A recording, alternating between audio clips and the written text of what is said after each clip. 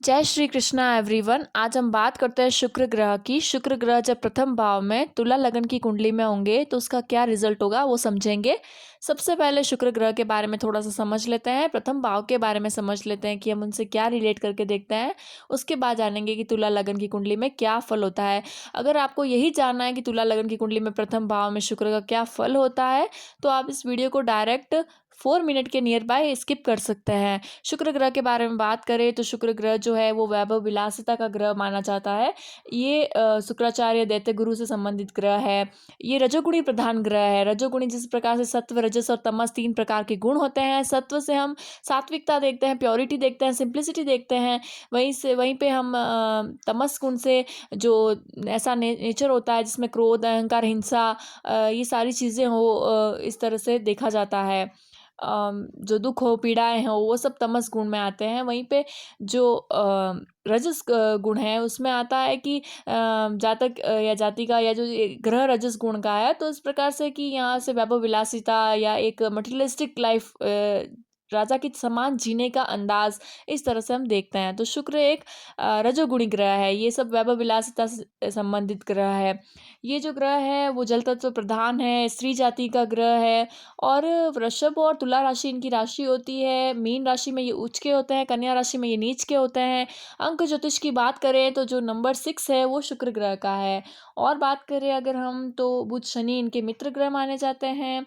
सूर्य चंद्रमा शत्रु ग्रह माने जाते हैं और मंगल और जो बृहस्पति ग्रह है वो न्यूट्रल माने जाते हैं, ना ही शत्रु ना ही मित्र। तो ये जो ग्रह है वो वैभव विलासिता से संबंधित है, सुंदर वस्त्र से संबंधित है, आभूषण से संबंधित है। तो रूप, सौंदर्य और एक अट्रैक्टिव पर्सनालिटी ये ग्रह देता है। वहीं पे और बात करें तो ये ग्रह जो व्यापार से संबंधित है, व्यापार जो लाभ दे, जो मुनाफा दे, जो प्रॉफिट हो, वो सारा व्यापार शुक्र ग्रह का की वजह से होता है। और वही बात करें और तो शुक्र ग्रह जो है वो वो सारे व्यापार जो कि कपड़ों से संबंधित हो, जो गहनों से संबंधित हो, आर्टिफिशियल ज्वेलरी हो या सोने चांदी के सिल्वर गोल्ड आभूषण हो, वो सारी चीज़ें देखी जाती है। वहीं पे और देखें तो हम सौंदर्य प्रसाधन जो होते हैं, कॉस्मेटिक प्रोडक्ट्स और जो ब्यूटी प्रोडक्ट्स होते हैं, और वो सारी चीज़ें देखी जाती है, शुक्र ग्रह के व्यापारों में आती है। इस तरह से अगर हम और बात करें तो फर्टिलिटी से संबंधित, उसके अलावा भोग विलास, सांसारिक सुख से संबंधित चीज़ें और संगीत, कला, मनोरंजक जो व्यवसाय है, जो एंटरटेनमेंट फील्ड है, वो सारे शुक्र ग्रह के अंतर्गत आता है। वाहन देखे जाते हैं। वाहन जैसे पहले घोड़ा, हाथी, पालकी और ये हुआ करते थे, और आजकल जो है वो वाहन होते हैं मोटर व्हीकल, शनि से देखे जाते हैं, इलेक्ट्रिक व्हीकल राहु से देखे जाते हैं। लेकिन ओवरऑल शुक्र है जो जीवन आसान बनाए, जो जीवन सुखमय बनाए, वो सारी चीज़ें शुक्र ग्रह से संबंधित है। गड़ा हुआ धन भी देखते हैं, और जो काव्य कला है, वो संगीत, वो सब चीज़ें देखी जाती है। अब बात करते हैं प्रथम भाव की। प्रथम भाव की बात करें तो उससे जातक या जातिका की ओवरऑल पर्सनैलिटी देखी जाती है।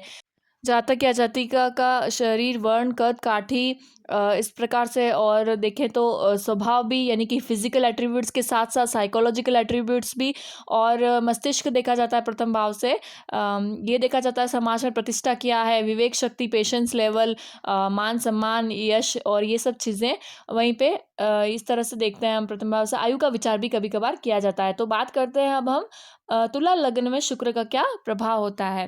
देखिए शुक्र जब अपने ही राशि में है, तुला राशि उनकी खुद की है, तो इस तरह से अगर ये लगन में है, उपस्थित है, तो अष्टमेश होकर के ये लग्न में बैठे हैं और लग्नेश होकर के लग्न में बैठे हैं।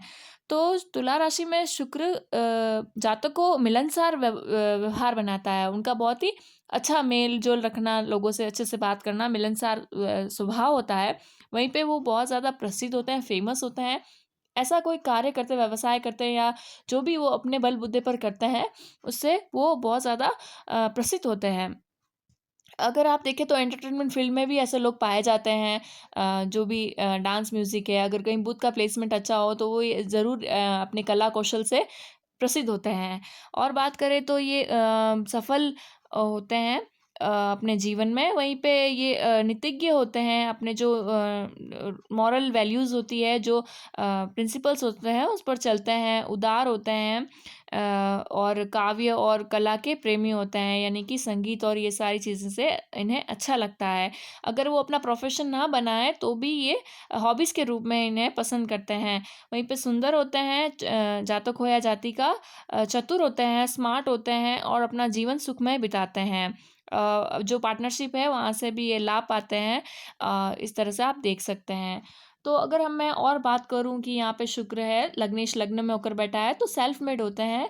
वो जो भी बनते हैं जीवन में, वो उनकी अपना ही योगदान होता है, अपनी ही मेहनत होती है, अपनी वजह से ये बनते हैं। उस तरह से एक गॉड गिफ्टेड चीज़ें उनके मिली होती है, जिस वजह से ये प्रसिद्ध होते हैं। और बात करें अगर हम, तो ये ओवरऑल अच्छा प्लेसमेंट है। अष्टमेश होकर के लग्न में बैठना कई बार छोटी-मोटी परेशानियों के साथ ये प्रॉब्लम होती है, बट आयु का उन्हें लाभ होता है अच्छा। पर कई कई बार इन्हें शारीरिक रूप से कोई रोग या कोई तकलीफ ऐसे हो सकती है, ऐसा देखा गया है। ऐसे लोगों को जिनके शुक्र तुला राशि में है, उन्हें अपने जीवन में अच्छे फ्रेंड सर्कल रखना चाहिए, अच्छे लोगों के साथ बनाए रखना चाहिए। ये सही रहता है इन्हें, वरना ये कभी-कभार प्रॉब्लमेटिक हो सकता है। और ये जो कभी-कभार पारिवारिक जीवन में उलझनें देखी गई है, क्योंकि जो सप्तम दृष्टि है वो मेष राशि पे है, और ऑफ कोर्स मैटर करता है कौन से ग्रह दृष्टि डाल रहा है शुक्र के ऊपर, कौन से ग्रह जो शुक्र सप्तम दृष्टि से किस ग्रह को देख रहे हैं, अगर कोई प्लेसमेंट हो तो वो भी बहुत मैटर करता है।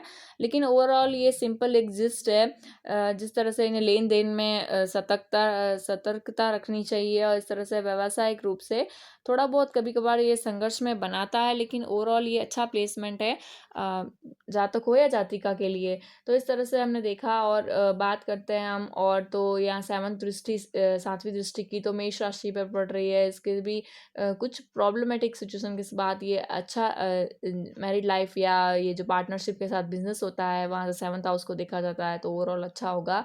अष्टमेश होकर के लग्न में बैठे हैं, तो उस हिसाब से भी ये ठीक है। तो पंच महापुरुष योग बनाता है यहाँ पे तुला राशि में शुक्र लग्न में, तो अच्छा प्लेसमेंट है। और बात करें कि नक्षत्रों में है, मतलब जातक सुखी रहता है, एक अच्छा जीवन उनका होता है। छोटी मोटी परेशानियां तो हमेशा किसी ना किसी के लाइफ में आती रहती है, बट ओवरऑल ये एक अच्छा प्लेसमेंट है। और अगर हम बात करें नक्षत्रों की, तो यहाँ पर जो नक्षत्र है, या तो शुक्र होंगे चित्रा नक्षत्र में, या फिर ये होंगे स्वाति नक्षत्र में, या फिर ये होंगे विशाखा विशाखा नक्षत्र में, या आप किसी भी ऐप से देख सकते हैं कि कौन से नक्षत्र में है। अगर शुक्र चित्रा नक्षत्र में है, तो ये एक ओवरऑल ठीक है। मतलब कन्या में भी चित्रा नक्षत्र में थे, कन्या राशि में जब शुक्र थे, तो उससे भी बेटर है ये उसके कंपैरिजन में। कारण कि एक तो शुक्र का अपना घर है, तुला राशि है, और ये जातक को बहुत क्रिएटिव बनाता है, क्रिएटिव माइंडसेट देता है, एक अट्रैक्टिव पर्सनैलिटी देता है। चित्रा नक्षत्र खुद एक क्रिएटिविटी से संबंधित नक्षत्र है। यहाँ पे एक चीज़ है कि बैलेंस करना पड़ेगा जातक को, क्योंकि एक वीनस खुद लिब्रा साइन जो है, जो तुला लगन है, वो खुद एक बैलेंस लगन है। वो हर चीज़ को बैलेंस करना जानते हैं, बैलेंस करना चाहते हैं। तो बैलेंस करना पड़ेगा ईगो कॉन्फ्लिक्ट्स के बीच में, अपने ईगो कॉन्फ्लिक्ट और क्रिएटिविटी के बीच में, आप ऐसा कह सकते हैं। या कई बार इन जीवन में हर चीज़ के बीच में बैलेंस करना की कला आनी चाहिए, और आती भी है अगर वीनस जो है चित्रा नक्षत्र में हो तो अच्छे काउंसलर भी होते हैं ऐसे लोग। तो बात करते हैं अब स्वाति नक्षत्र की। तो अगर शुक्र जो है स्वाति नक्षत्र में है, तो स्वाति नक्षत्र राहु का नक्षत्र होता है। राहु के 3 नक्षत्र होते हैं, आद्रा, स्वाति और शतभिषा। तो उसमें से सेकंड जो स्वाति नक्षत्र है, वो जस्टिस का है। वो एक बैलेंस की राशि में आता है, लिब्रा में आ रहा है। तो उस तरह से ये पे बिजनेस में बहुत अच्छा सफल होते हैं जातक और जातिका, व्यापार में बहुत अच्छा सफल होता है, क्रिएटिव व्यापार में बहुत अच्छे सफल होते हैं। ये इंडिपेंडेंट काम करना पसंद करते हैं, अपने ही काम में, ये किसी के दबाव में आकर के, प्रेशर में आकर के नहीं काम कर सकते, और कई बार साझेदारी के साथ काम करना मुश्किल होता है इनका, तो इंडिपेंडेंट होते हैं। राहु का नक्षत्र है, शुक्र है, तो फेमस है। और राहु आजकल सोशल मीडिया है, तो आजकल के हिसाब से अगर मैं बात करूँ कि ये बुक्स में वगैरह तो नहीं दिए हुए हैं इस तरह से, तो सोशल मीडिया जो है वो बहुत ज़्यादा फेवरिज्म वर्क प्लेस है उनके लिए। ये अपने ज्ञान को भी कर सकते हैं सोशल मीडिया पे, या बिजनेस को प्रमोट कर सकते हैं, अपने बिजनेस को और बढ़ा सकते हैं सोशल मीडिया की हेल्प से। विनस राहु के नक्षत्र में, राहु तो इस तरह से है। और इनको किसी का कंट्रोल पसंद नहीं है, किसी का दबाव पसंद नहीं है, ऐसा देखा जाता है कि शुक्र जिनका स्वाति नक्षत्र में होता है। बात करते हैं विशाखा नक्षत्र की, तो विशाखा नक्षत्र में विशाखा नक्षत्र में शुक्र है। शुक्र जो है वो अपने एक तो दैत्य गुरु है, और विशाखा नक्षत्र है देव गुरु का, गुरु बृहस्पति गुरु का नक्षत्र है। तो ओवरऑल ये भी एक थोड़ा-सा कॉन्फ्लिक्ट है, बट इनकी मल्टीपल सोर्स ऑफ इनकम हो सकती है, ये कई तरह से कर सकते हैं। यहाँ पे ज्ञान ने अपना प्रेज़ेंस दिया है, शुक्र की राशि में शुक्र, तो यहाँ पे अपना ज्ञान ने प्रेज़ेंस दिया है, मतलब देवगुरु ने प्रेज़ेंस दिया है, तो ये काउंसलिंग करेंगे, रिलेशनशिप काउंसलिंग कर सकते हैं ऐसे लोग। और इस तरह से ये पे बहुत ही अच्छा होगा ये, अगर ये किसी नॉलेजेबल फील्ड में भी हो, या किसी बिज़नेस भी ऐसा हो कि नॉलेज से संबंधी बिज़नेस हो, तो ओवरऑल अच्छा प्लेसमेंट है। तो इस तरह से हमने समझा कि शुक्र ग्रह का तुला लगन में क्या फल होता है। ओवरऑल अट्रैक्टिव पर्सनैलिटी, एक अच्छी पर्सनैलिटी, एक अच्छा स्वभाव, एक अच्छा ओवरऑल मिलनसार स्वभाव होता है। अपने ही घर में है, तुला राशि और लग्न में है, तो ये ओवरऑल बहुत ही अच्छा प्लेसमेंट है, जब तक कि कोई और ग्रह की मतलब नेगेटिव ग्रह की, जैसे चंद्रमा, सूर्य की दृष्टि या कंजक्शन के साथ हो जाए, तो फिर प्रॉब्लमेटिक तो होगा। अन्यथा ये ओवरऑल अच्छा प्लेसमेंट है। अगर आपने इसे रिलेट किया है तो लाइक, शेयर, सब्सक्राइब करिएगा। राधे राधे।